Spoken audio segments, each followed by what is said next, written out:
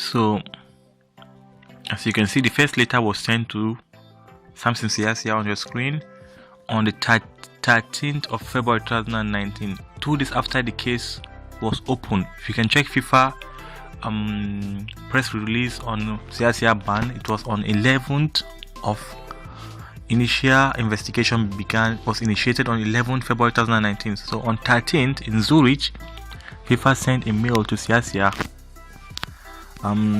by the investigatory chamber, FIFA Ethics Committee. Dear Mr. Siasia, in the framework of the above mentioned investigation, I would like to hereby request for your collaboration on the gathering of further information concerning the matter at hand. In this respect, we hereby send you the preliminary investigation report attached. In order to properly establish the relevant fact, you are requested to provide your position as to the charges mentioned against you in said preliminary investigation report. Please provide us with the aforementioned information and documentation by 20th February 2019 at the latest, using the following contact information: Secretariat, Investigatory Chamber at FIFA.org. In addition to the above, please provide us with any other relevant information, document, records, or data that are in your possession or within reasonable reach. Act 18, Part 1 of the FIFA Code of Ethics. Failure to cooperate shall be sanctioned with an appropriate fine of at least 10,000 Swiss francs, as well as a ban on taking part in any football-related activity for a maximum of 2 years. At 18, Part 1, 39, Part 1, and at 64, Part 4 of the FIFA Code of Ethics. Equally, we kindly ask you to share any additional information of which you believe that we should be aware of in connection with the present investigation. Finally, kindly note that this information is confidential. Act 18, Part 2 of the FIFA Code of Ethics. Thank you for your kind attention to the above. Very sincerely, Claudio Rajos, the Chairperson, Investigatory Chamber, FIFA Ethics Committee. This is the first email sent to Samson Siasia, which he never responded to. The second email you will see on your screen now was sent to Siasia almost a month after, on the 7th of March 2019. They said the notification of closure of investigation proceedings. That's what they sent to Mr. Siasia. Dear Mr. Siasia, the investigation chamber would like to inform you that investigation proceedings opened on 11 February 2019 under reference RE 19/0000009 has now closed.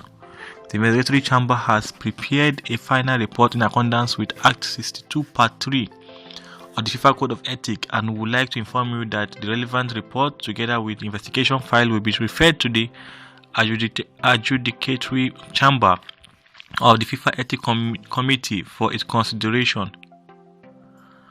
At 65 of the FIFA Code of Ethics, the chairperson of the adjudicatory chamber of the FIFA Ethics Committee will notify you on the next procedural step in due closure.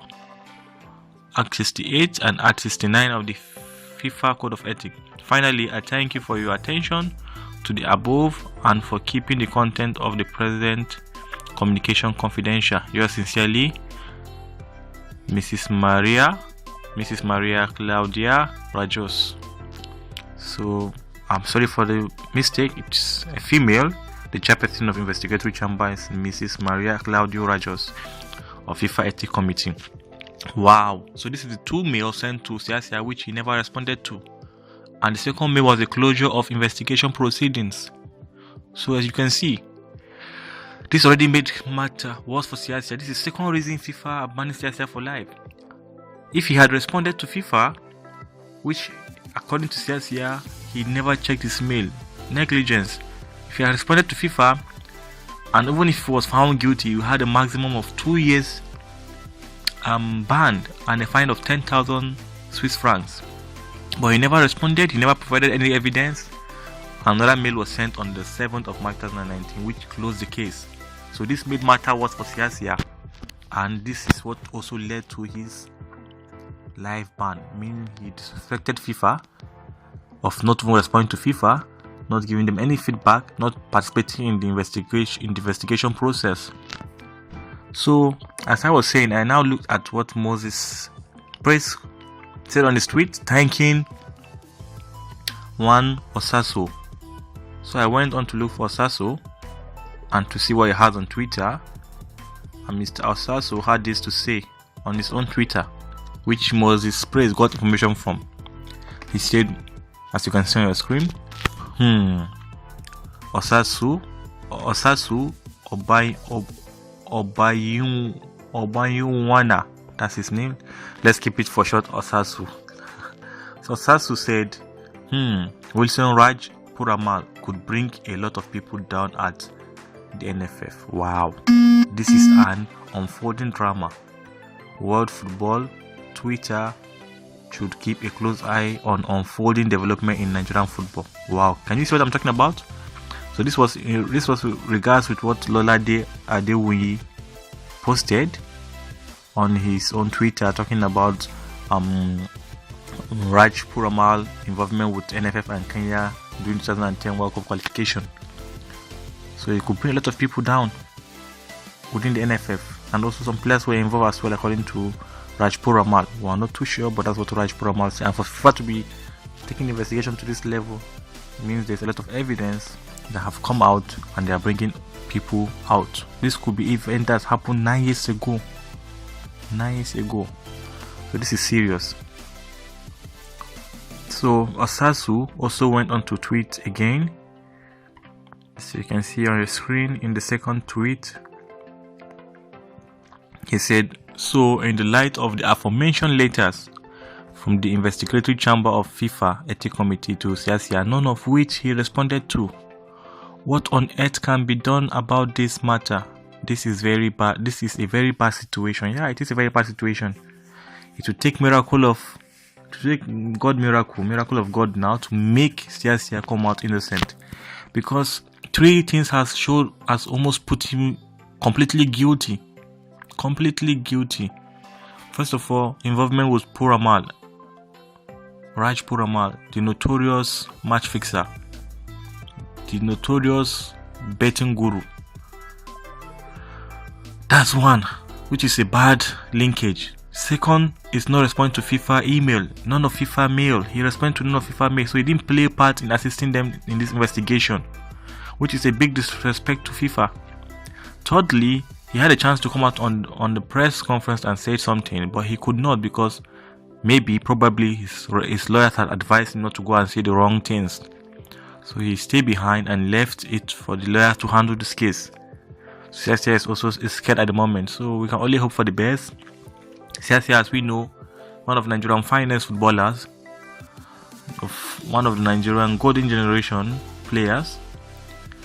He played in the 90s. Had 50 caps for Nigeria and scored 13 international goals for Nigeria.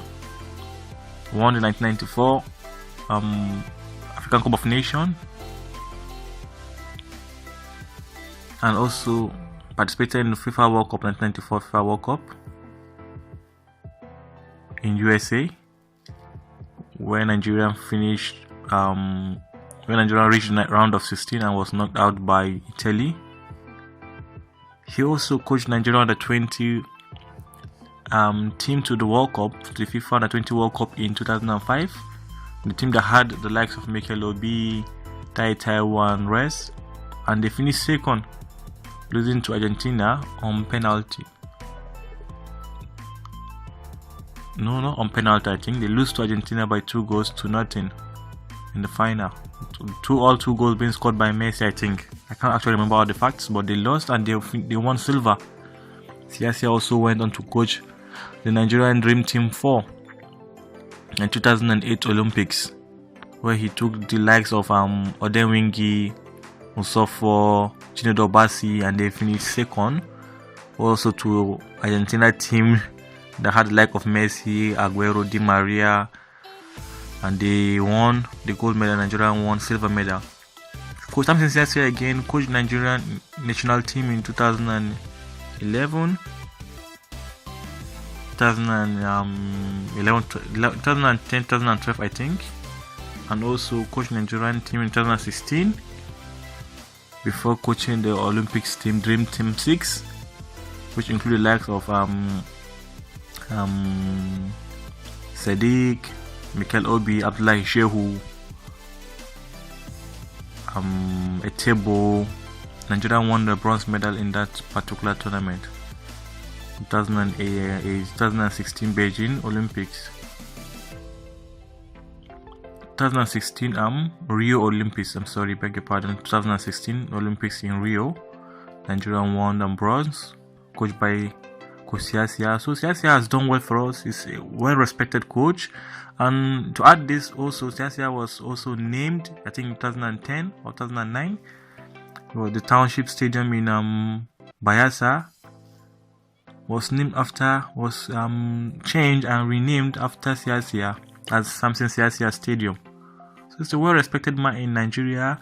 I hope this is all an act of frame. I was thinking he was framed, and it could have been easier if he had come out to clear his name and provide evidence on his own part, because most of these people always have evidence of maybe camera or audio tape recording the voice of your conversation with them, so that they can put it out and say, yeah, you agreed to so term with us, you agreed to take bribe.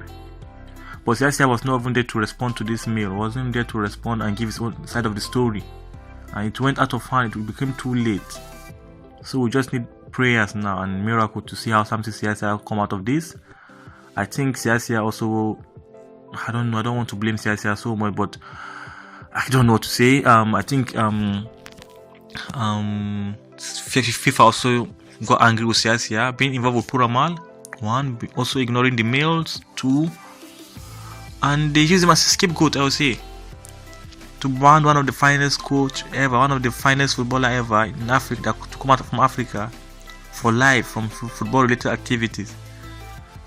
It's shocking, but not so shocking after the evidence we've brought out. I think we just have to pray. I think FIFA are using it just as a scapegoat, and it's time for Nigerians to learn from this. It's time for our young coaches to learn from this. It's time for African coaches to learn from this. African footballers to learn from this. Let's keep Nigeria's name clean. We've been having a lot of bad things about Nigeria. Bad people, fraud, bribe taking. Why is it always Nigeria? Why is it always Nigeria? Let's learn from the example of Jorge, the goalkeeper that led the goalkeeper of Mexico in 1996 Olympics. The goalkeeper did well. He refused the bribe. He refused taking bribe from Puramal. That's to tell you how these people want to defend their name and their country. You cannot buy them with money. His name is Jorge Campos. He refused the sum of $300,000 bribe, and to sum this up, Uche Jumbo also said something like that agreeing to accept. They didn't accept the money, but they've been framed. Money way, Nigerians will say money way you no job. Now you they shit for. They didn't even get this money. By the end of the day, they are being punished for something they agreed on, because they have evidence. They may be caught on tape or on audio, agreeing to certain terms. So it's time for us to learn. It's time for us to preserve our dignity. It's time for us to represent our nation in the best possible light, the best possible way. I believe this is a framed situation, but let's not let ourselves get into a situation that we'll be framed. This guy I'm talking about, Jorge Campos, walked out of the hotel room, refusing instantly. So there wasn't any communication to like, oh, I'll think about it. Because if you are thinking about it, you're already been framed. No is no. I'm not taking bribe. I'm going away of this. How much is that amount? $200,000. It's a whole lot of money. Oh, a whole lot of money. He refused that such amount. So guys, tell me what you think about Siasia case. Tell me what you think about where we're going for. What do you think will happen to Siasia? Do you think he can win this case? Do you think FIFA can change their decision on that? Do you think they will lift off the ban from him, the ban for life from Siasia? I think maybe a ban of 5 years would be fair, or 10 years ban, but ban for life. Come on, Siasia is already 52 years old. So that means it has nothing to do with anything regarding FIFA, international football, or national football. So 10 years ban may be okay, or 5 years ban at most. So tell me what you think, guys. Thank you for listening to this video. Like my video, comment, subscribe, and hit the notification bell to get more information when I post new videos. Peace out.